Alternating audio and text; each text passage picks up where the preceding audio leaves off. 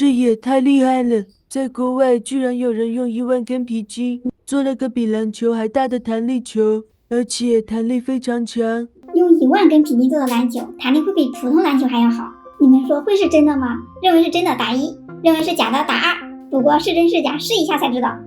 这里我也买了10000根皮筋，今天我也来挑战做一个。不过我没有篮球，就用这个弹力球来对比吧。先把皮筋倒出来。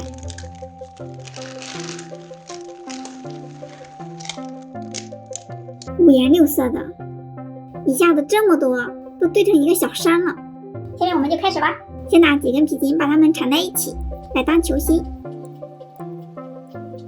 前期不要着急，一定要有耐心，慢慢来。现在一根皮筋最少要缠2道，否则它就会掉。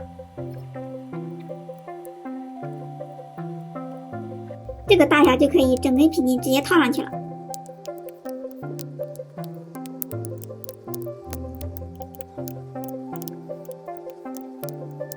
缠了1个小时，终于把它缠圆了。这个前期太小了，弄得我手都出汗了。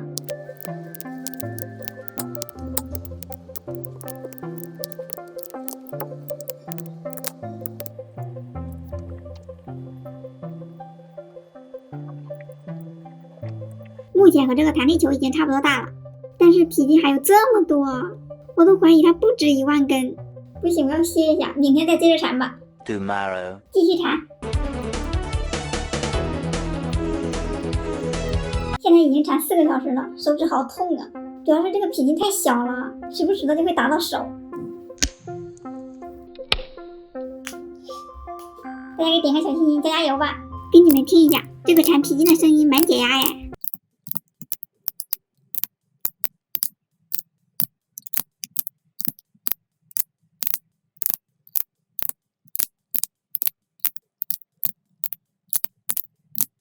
这边的终于缠完了，再分过来点。怎么还有那么多呀？真是地狱级难度啊！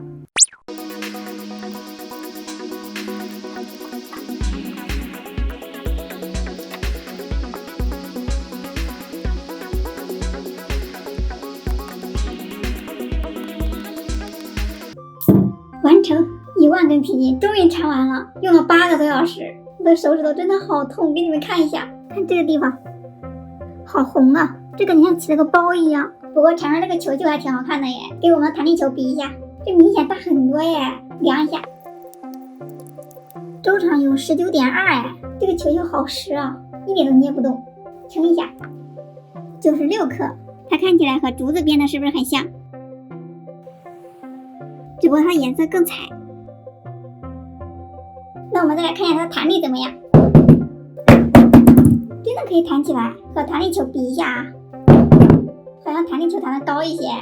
我们去室外看看，